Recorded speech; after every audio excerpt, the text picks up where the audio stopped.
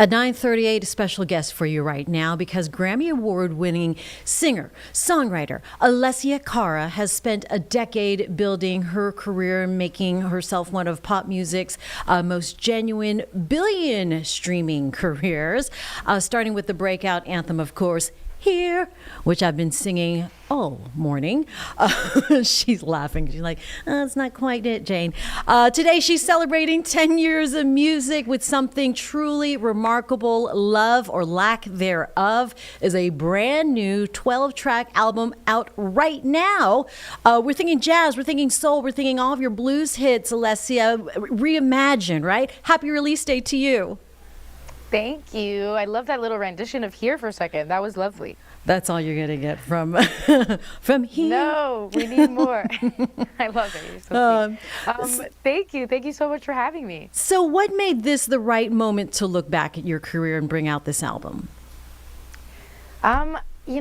I had come off of a whole year of touring, and so I was really in the mode of performing live, and I loved how that felt. I felt like I was really in a good space with performing, and so when I got off the road, I was like, I'm still in this like live mode. I want to do something live, and we were also coming off of the 10-year anniversary of my first album, and I wanted to commemorate that, and so I was like, how do I like put all these things together?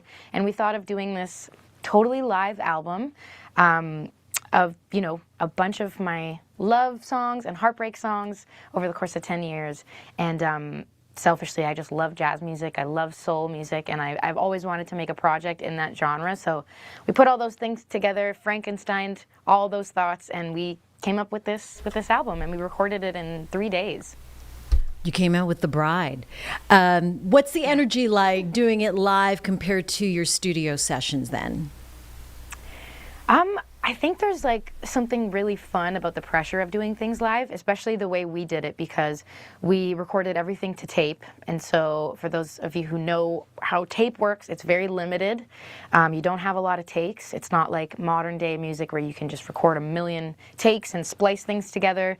When you're doing it live to tape, you're kind of doing a full performance, and it is what it is. And so there's something really fun about that adrenaline of like, we're all in this together, and if one of us messes up, we all have to start over. So you're kind of in it. You have to be super focused. But I like that. I feel like I work well sometimes under pressure in cases like that. So I was like, this feels good. So cool. How did you decide which babies to pick then? Which ones made it to the cut? And really, were there any songs that surprised you that you envisioned that were going to play out and once you heard it or in editing or post, whatever you do, that didn't translate quite the way you wanted? Yeah, well, I guess there was one song called I'm Yours, which is from my first album, that we recorded a bunch of times, and we had originally a completely different arrangement for it, and it just wasn't feeling right, I think, for any of us. Like, my voice was kind of not sitting right, and we all just felt like it didn't feel right, and we didn't really know why. It was just like the energy of the arrangement, and so we changed up the key a little bit, and then it ended up working out, and sometimes there's no particular reason. It's just a feeling. Like, sometimes things feel great, sometimes they don't, but the beauty of working with such great musicians is that we can just adjust on the fly and try new things, and you have way more freedom, when you have that synergy with great musicians. So we ended up working it out, and it sounds great now. So I'm super happy with it. So cool. Speaking of great musicians, Nelly Furtado, Norah Jones. Of course, when I first heard your voice, definitely a throwback. I thought of Norah Jones immediately, and so obviously one of your influences. How did those dream collabs happen? Well, in terms of Nelly Furtado, we have the same team, lucky for me. So I've known her for a little bit now. We've communicated, and she's always been so sweet to me. And so when we were thinking of the arrangement of my song Shapeshifter, I thought she would be so good on it.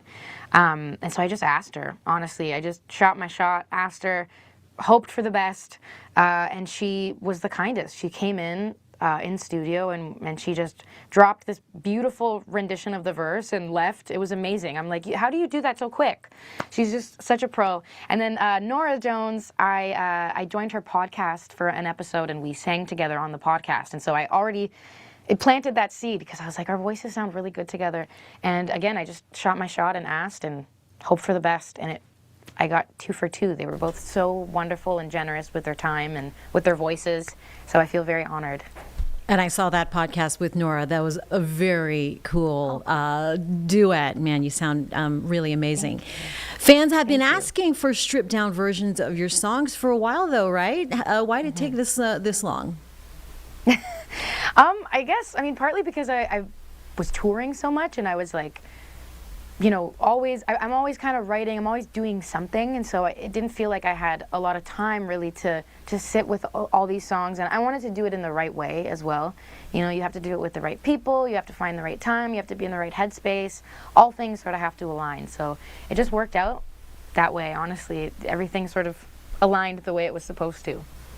All right, first day of spring, you got a new season, you have a new album. What is next for Alessia Cara? What is next? I mean, summer is approaching, and I mean, it's festival season, so I would love to do hopefully some shows and perform these songs in this genre. That would be really, really cool to do like a jazz and soul set. I've never done that before, so that would be really cool. And I don't know, hopefully writing more and experiencing a little bit of life in between so that I can have experiences to write about. That would be great too. So we'll see. I'm always kind of thinking. The wheels are always turning, so who knows?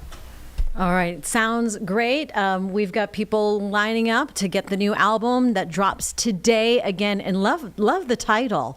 Where did that come from? Well, it came from the idea that, I was thinking of like, okay, how can we package all these songs together? What is the theme here? And I realized I do have a lot of heartbreak songs, and I do have a lot of love songs. And it was around Valentine's Day, and I was like, you know what, this would be a great little Valentine's release, and kind of commemorating like all the heartbreak songs I have and all the love songs I have. And the title just sort of came to me. I was like, love or lack thereof. It's great. It rhymes. It encapsulates the theme of this project, and so it just kind of worked. All right, it works for us as well. Alessia Cara, we congratulate you on 10 years, a brand new 12-track Love or Lack Thereof, right now on Def Jam Recordings.